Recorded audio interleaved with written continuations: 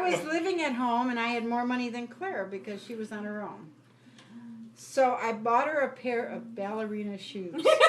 So she would not be taller than him. Oh my gosh, that's funny. Did you really? I That's did. funny. She thought of you that much before she She even wanted your happiness. Yeah, before she even knew me or my brothers. So then, So listen, it gets good. so then he probably went out with Claire a couple of times. And then she went back to California. And then we double dated. And Roy was always, I remember Drunk. sitting in the back of the car and he's got his head on my lap and he's drunk. He's drunk.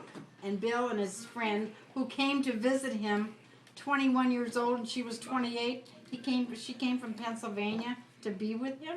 I mean, there's a story right It there. was, it was a mother thing. Her name was She Betty. was mothering me. But Roy was your cousin, right? You said Roy was my boyfriend. a You were boyfriend. 21 Okay. and she was 28. And my mother really liked him. Mother me, that's all. Now, when I knew her from, I knew Bill, her from Cannonsburg. when I met Bill, he had his two front teeth disfigured him. Rotten. He never Black. went to the dentist, and that didn't bother me. I just thought he was he was funny and thoughtful. I didn't know if he was ambitious or anything, but he was a nice guy. I thought. So anyway. But my brothers were nice. And now we kind of double dated. He's got a girlfriend. I'm with his drunk. With his head in her lap. I caught that too, but I let it go. In the back My seat. mother, when Bill used to In the back seat. In the back seat. So now, and Roy didn't want to I'm dance, just trying to and I figure it ended out. up dancing with Bill. Roy wouldn't dance with her. Yeah. But he didn't like to 'Cause dance. he's drunk. And And by that, he was also drinking a lot of beer. Yeah. and by that time, from April to August, I was really getting to know him because we double dated and all that.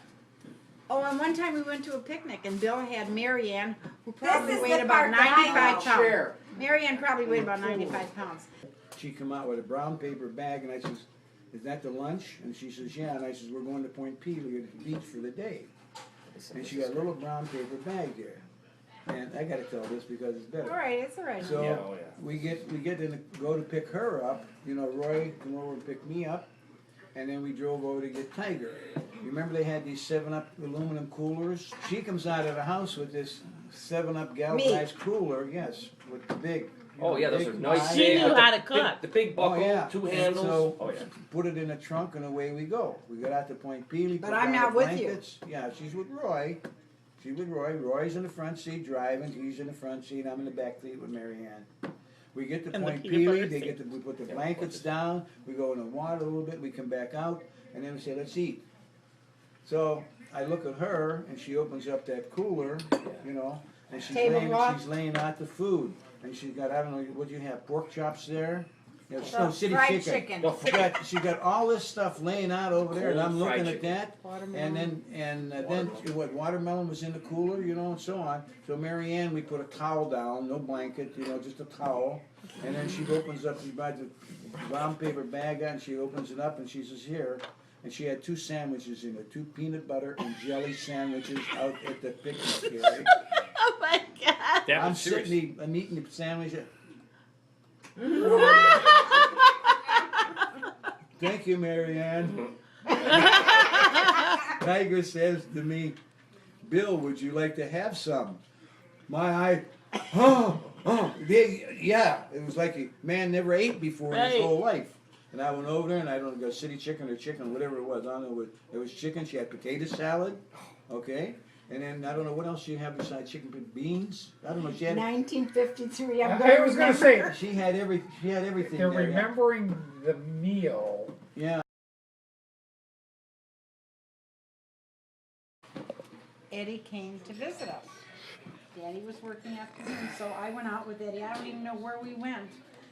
We didn't get home until like 2 o'clock in the morning because he was distraught. I was a listener. Eddie says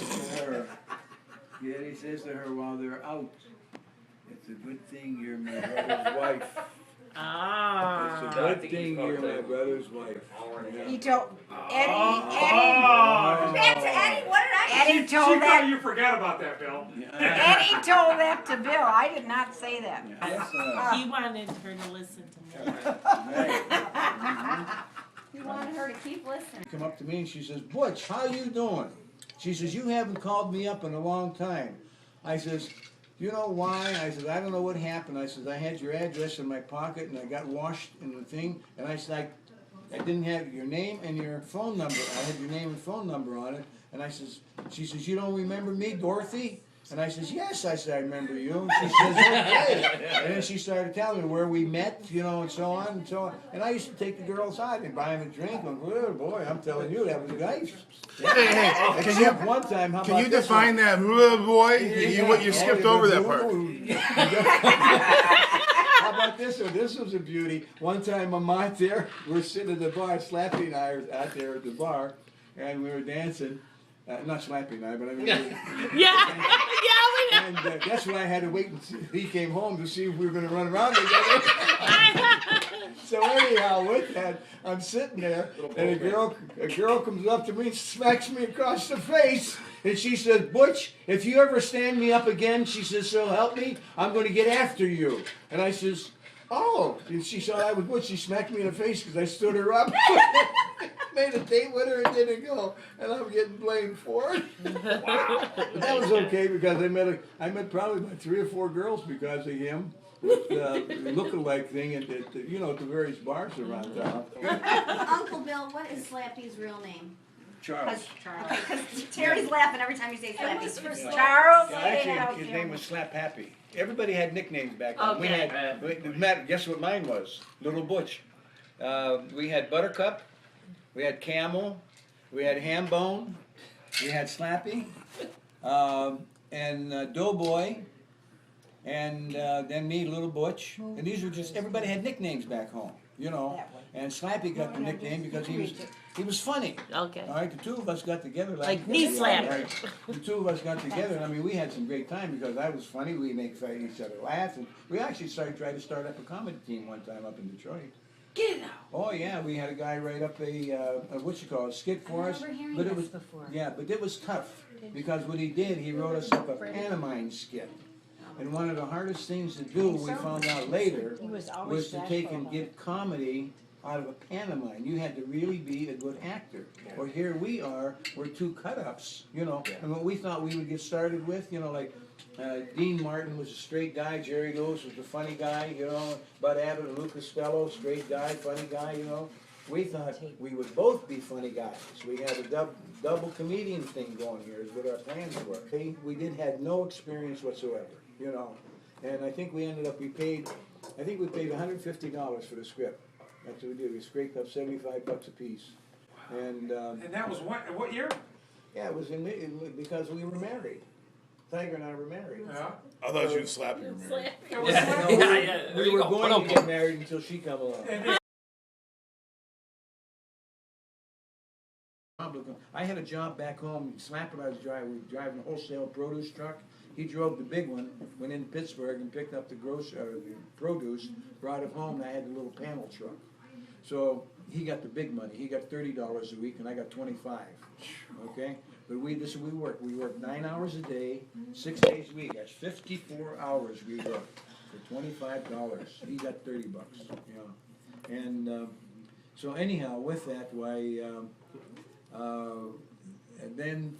I don't know why. Well, I still had that job because that was I was working for Mr. Graff at that time, and so Slap went up to Detroit, and he had a buddy. He and Guido Pacifico took and left and went up to Detroit. Got work for Chrysler, and then the automobile companies every August they used to retool, so they shut him down for like 2 weeks or something like that. So he came back home. He said, "Bill, you can get a job right away up in Michigan." And I said, "Is that right, Slap?" And he says, "Yeah." He said, "That's right." Well, he goes back. Well, they retooled, and then what they did is they laid him off. So then he came back, and so I don't know when he came back, probably just before Christmas or something like that. He's home, and then he says, let's go back up to Detroit, we can get a job. So we left on a Sunday on May, and I was living at Butch's house up there because it was coming up, and there was a gap between when Rita left Larry alone and went across the street because she had to wait for the bus. and my bus is coming up this way. Evelyn. What'd I say? Rita. Oh, I'm sorry. He had so many listeners. Yeah. He had a lot of listeners too. So anyhow, her bus would be going Always this said way, she my bus married would be coming Rita up this first, way. We yeah? looked over there and we waved to each other, you know, and the bus stop was right there, down, just maybe a half, 2 houses from her house. And I'd get out and go in the house and take care of Larry, you know. But they didn't like that, you know, that gap there. So anyhow, Butch says, why don't you just come over here and stay? You know, my mother was against it because I was the oldest one at home. My sis was there, but she was out getting, I think she got married and out of the house at that time. And, Everybody wanted to get yeah, out of the so house. I went up there and I took care of Larry. I guess I must have taken care of Larry for probably about, probably 4 or 5 months, something like that. You know, change his diaper, make his formula, bathe, clean him, you know, and watch him all day until Evie came home. And Butch, well, actually, Butch would come home. He'd come home like maybe, I'd say about 4:30. And then Rita come home. I think she come home like about 6 o'clock or something, 5:30, 6 Evelyn. o'clock. Evelyn, Jesus. I'm sorry. Oh, Yeah. Larry? Larry Huh? is 60. 60. He was born in 50. Yeah, he's gonna be 61 this year. Right. Butch, Yeah. yeah, Butch was very happy with that because sis was pregnant too. Yeah, Okay, and with Ricky at the time. right, Yeah. and isn't Larry's birthday in February? January. January. Yes. All right. Yeah. So sis is thinking she's gonna have the first grandchild, okay? He snuck that. And Evie delivered in January, and he says, "You thought you were getting the first grandchild?" Yeah. And then Ricky was born March 10th. March. Yes. March 10th, I think. Joe Tonkowitz owned the bowling alley in town and the pool room. And then down in that was up about And 4 or 5 that's where stairs. Fast Eddie was born. Well, Joe Tonkowitz was a married man and his wife died on a deathbed. And he was something like around maybe, I don't know, 30, 35 years, about 35 years of age. And she says, Joe, don't ever get married. Promise me you'll never get married. He gave her a deathbed promise he would never get married, and he never did. But what he thought he would do is he would help out wayward boys. You know, they had Morganza down there. So he used to take a boy in and he'd raise him until he'd be 18 or whatever. Or if somebody, you know, he decided to leave, go ahead, leave, what have you. But he asked me to go there first because Pap used to take me to the bowling alley, all right? Anyway, So I'm sorry, dear. anyhow, I turned him are down these nuts? and I was embarrassed. I used to wet the No, bed yet. it's cereal. I still wetted the bed. and you I was mix it with embarrassed peanut about that. butter and chocolate. Oh. So then he called asked puppy Eddie, would chow. you wanna come stay But with him? it's So Eddie delicious. came I stay with haven't him, tried he was one about, I don't know, 9, 10, I was 7, 8, something, right in that area. And he stayed with him, he lived with him, they had an apartment right upstairs. You went out the door here, 2 steps, and there was a door going upstairs, and they had 2 bedrooms up there. And Joe fed him, Joe clothed him, and Joe was very strict with him. And Eddie went to, well, 9, 10, what grades you are in there? You're fourth, Third grade. Fourth grade. Yeah, so, and then all the way he graduated from high school, living with Joe. He asked her to go out for a formal dance, you know, sophomore, not sophomore, but junior, Junior senior prom. Junior prom, right? Yeah. Junior prom. Picked her up right off the streetcar track. She lived back over there. Went over, picked her up, got the streetcar, going down to the high school, walked up the Central Avenue to the auditorium, and back down into the streetcar. And well, they hung around, and he came in at 2 o'clock in the morning. Joe's waiting for him, and he says, "Where you been?" He said, "Well, I had to take her home." He says, "You just took that girl home now, 2 o'clock in the morning?" We'll talk about this in the morning. He got Eddie up in the morning, got him dressed, got on a streetcar, and he said, "You're taking me to that woman's house." Made her go up there and apologize to Mrs. Dunn for keeping her daughter up. She said, "Oh, that's okay. Her other daughter didn't come home until 3 o'clock in the morning." And Joe says he was not supposed to keep her out that late. No boy, if anything, could keep a girl out until 2 o'clock in the morning, you know. And Ed apologized to her, and she said, "Oh, that's okay, thank you very much." Back on the streetcar and back down with him. Yes, because tell you what, Todd, he had a better life than what we had. Yeah. Okay, we had moving problems. We lived in this place over here. We lived down in the basement of Bubba Petros's house. We lived in the basement of As a matter of fact, Ed don't remember this, and I don't understand why Ed don't remember this. At Bubba Franco's house, we lived, you know how they had the canning shell? Eddie and I slept, we slept on the canning shells over there. Sis slept on an army cot over there. And we had remember the chrome kitchen tables? They used to have the chrome legs and that? We had kitchen tables over there. Our chairs, we had, let me see, Pap had a chair, Mom had a chair. And we used, remember the orange crates, the wooden orange crates? That's what you said. We had 3 wooden orange crates that Sis, Eddie, and I slept on there. Butch stayed at Bubba Petros's house all the time. I don't know when he went up there, what age he was when he went up there. But he stayed at Bubba Petros's house all the time. And then that's what we did. We lived over there, and oh yeah, man, we used to get, we'd get toast, and we had no butter, but they put lard on it, you know. And then if we had sugar, we got sugar and sprinkled sugar on it. That was a delicacy. Lard bread and sugar on it to eat. And we used to go down to the butcher shop and see Mr. Dietz, who was a butcher. Pap wasn't Pap didn't want to work. Pap would do every kind of job imaginable. My dad would work any and everything. Just make some money so I can support my family. That was his big concern. And It just works out. so we go down there and ask Mr. Dietz, can we get a bone for the dog? And he said, yeah, I'll get one for you. I got some back there, you know. They grated, you know how they cut it all down. Well, this one, whenever he knew we were coming to pick, he's come back and pick it up later, you know. And we'd come back and pick it up, and it was a little bit more meatier than the other bones, you know. And we took that home. Mom threw it in a pot with water, carrots, potatoes, and celery, and there was soup and what you call it, flavoring of meat. And then Mr. Lilhaney, he was the baker back there, and they had a big barrel there, and all the day-old or 2-day-old stuff was thrown in there. We said, can we get a couple of bags of these for our chickens, my grandmother's chickens? Yeah, go ahead, help yourself. Bag taken home. You remember the strainer you have for noodles? Yeah. All right, put water in the bottom, put these, what you call Danish, they hit the table like that. Okay, they were hard They were hard to work. donuts. Yeah, put them in there, not a whole bunch of them, you know, put maybe 6, 8, put a lid on them, steam them. And they come out and they were soft, but you had to hurry up and eat them because they got hard again. Yeah, and that's what we ate, baby. So Yeah, how- I'm telling you. So the way Yeah, you so- guys lived, the Yeah. way you guys lived, the canning shells, were there a lot of families living that way at the time? Were you guys like the one family in town who lived no, that way? No. A lot of family, like I said, Mr. Dietz knew of our family plight, you know, and there were more, I should have said, there was more like this too, in that particular age.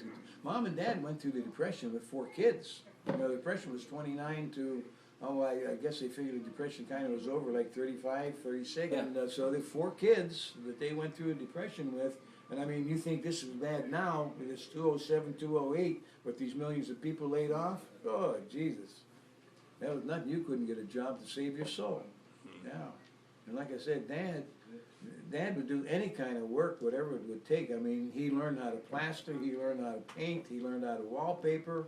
Wallpaper at 17th Street. Because I think Mom got married. I think she was 16 when she got was gonna married. say, I thought she was young. That was our understanding. So she had 4 children. Butch stayed up at Bubba Petros's. Eddie went to stay with Joe Donkowitz was his name. And then he later sold the bowling alley and he bought a house. And then the house had 2 of those mother-in-law houses in the back.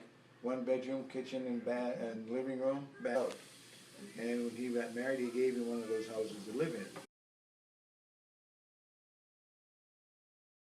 When Joyce and Jerry came around, no one was home at the time. You guys were all gone. Because I used to take care of them too. Sis and I took care of them all.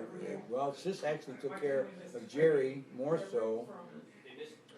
And then Joycey came, and then we had Judy Carroll.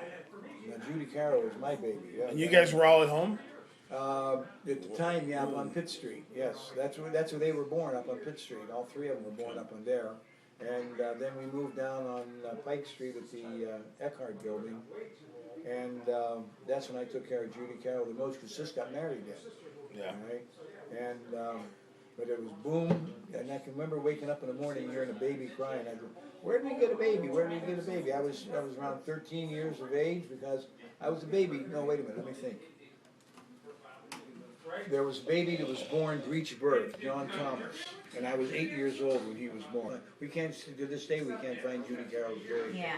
and then Mom had John Thomas, and then I was 8, and then for the next 5 years, I guess I was Jerry. I'm trying to think of when he was. Well, here I was born in 31. Jerry's So 41. That was 8 years, so that'd be 39. Okay, so that's when she was pregnant with John Thomas, 39, and delivered him breech birth, dead. You know, and so that had to be like 39, 40. And then Jerry was born in 41. So there was Jerry and Joyce, and then there was a little bit of a gap between Judy Carroll. So, but Sis took care mostly, and Mom was sickly. After she had Jerry, she was sickly for maybe like about, I don't know, 3 to 4 months. You know, Physically or mentally? Physically. Not mentally, physically. And so Sis took care of, Jerry, and then she had Joyce. And the same thing, she was sick for, like 3 months here at this time. With Joyce, she's 6 months. And then with Judy Carroll, she was sick for like a year. She couldn't get, she had phlebitis legs. And so there was Judy Carroll. That's how I was able to take care of Larry.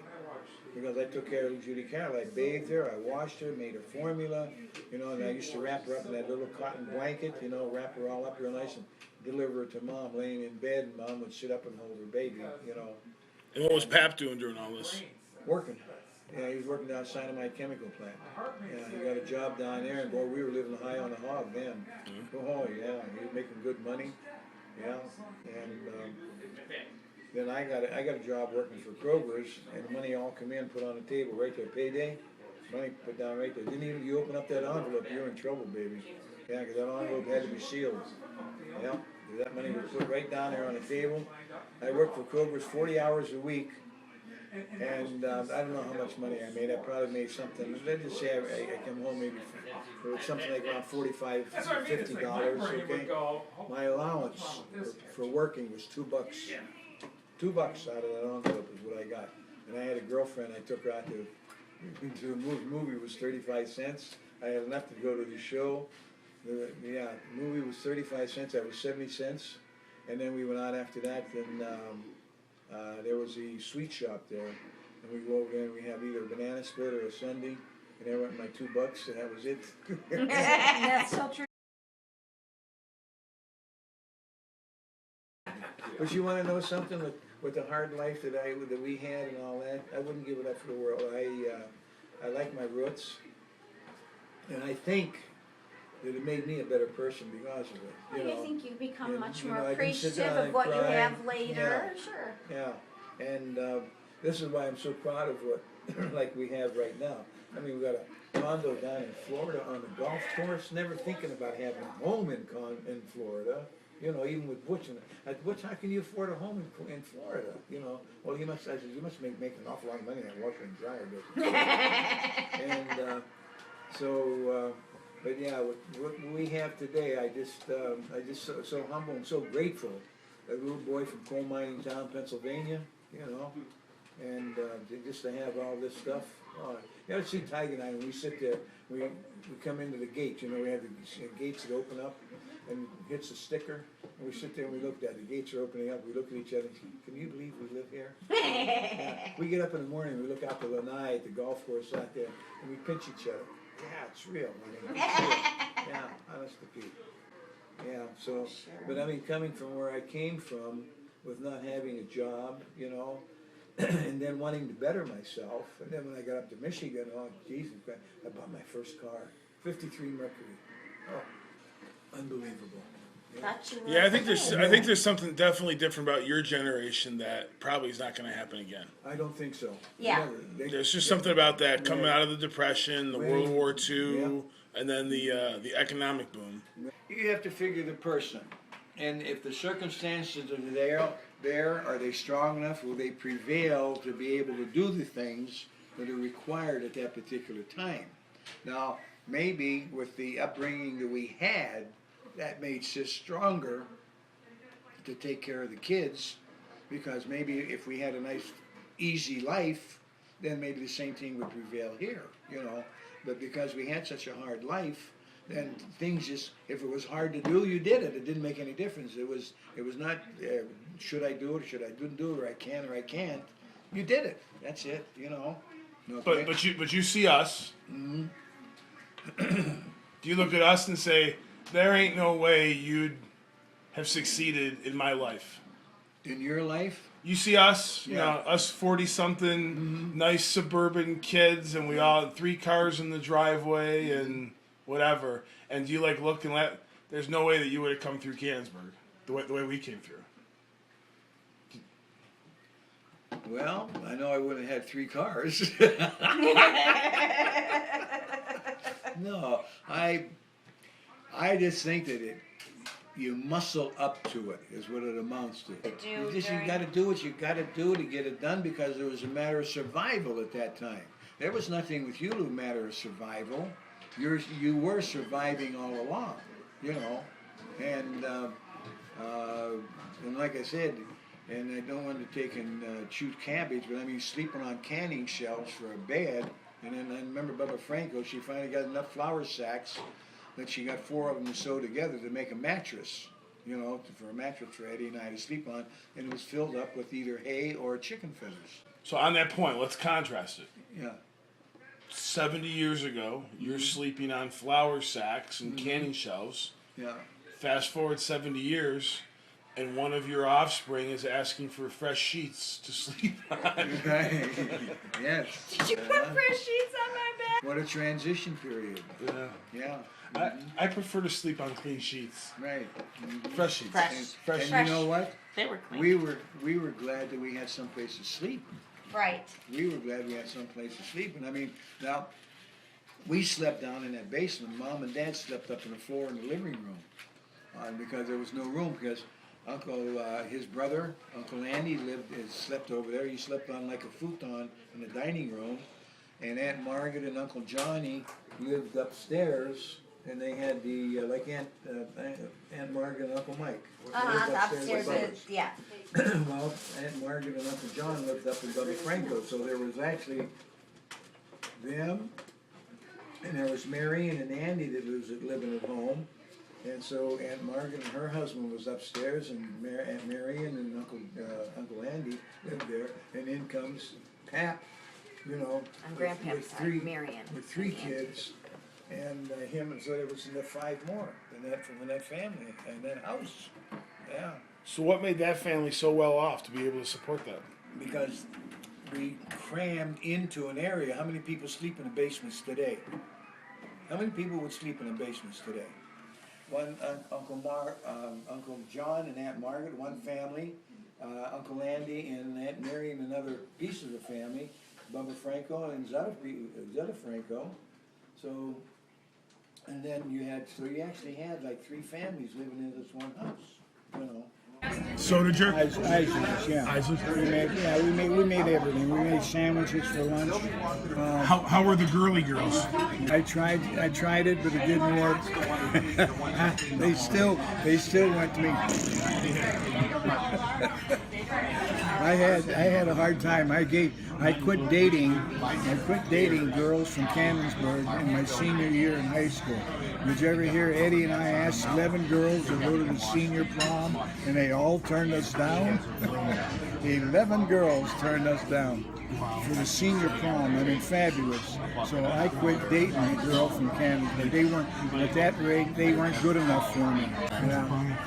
So, yeah, I remember we were working at Isley. She came in. Did you ask anybody today? And I says, yeah, I asked Geraldine Corey. What'd she say? No, you know. And he said, well, I talked to, I don't know, Joan McNary. I asked her. I said, you asked Joan McNary? I said, I wouldn't take her out to the barn.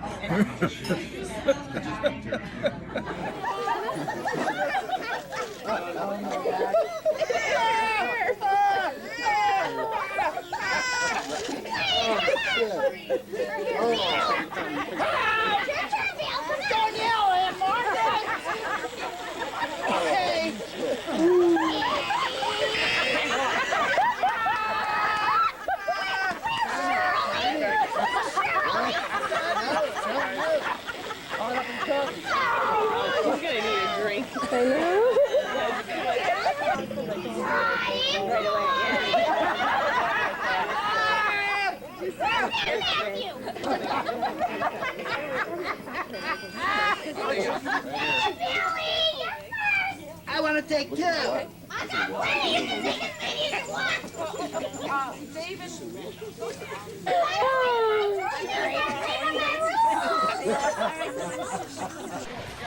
Bill Franco.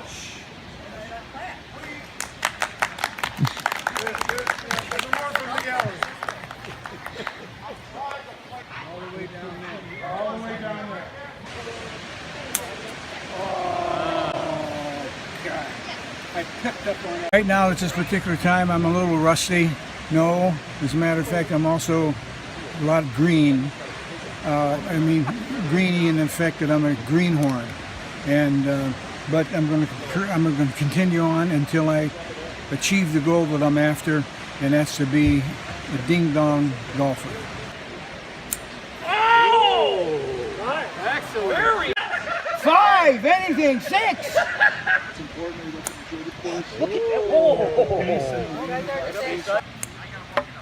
boy. Let's rub your balls. Let's rub your balls. No, it's okay. It's okay. Let's rub your... Oh! Beauty! All right, please. No. Oh, never mind.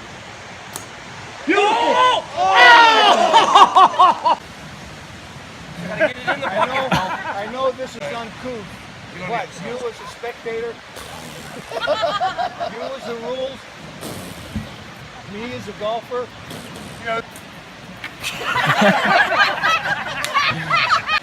So we're here live at the first Billy golf outing, Crystal Beach, Canada. So, when you were out there today, how did you feel about the course? Was it in good condition? Huh? Were you drinking a blue light? No. Now, did you feel that you were really connecting with the ball? Who? There was no owls out on the course. No. Okay. But did you feel comfortable playing with your partner Pete Donald, Who's that? knowing he's a Canadian? Bummer. Yeah, that's what we all said. Bummer. He is Canadian. No, good Canadian. Great Canadian? Good Canadian drink. Yes. Great Canadian drink. Anyhow, Pete I Donald? did it with 2 clubs. This was the auxiliary club, and this was the championship hit club. Okay? And, Now, Mr. Bill Franco, yeah, I got to yes, ask you a sir. question. Yes, sir. I'm sorry. I got carried away here. Was the knee a factor today? The knee, the weenie, or the right knee, left knee, or the weenie? Whatever knee you wanted to play with. Okay.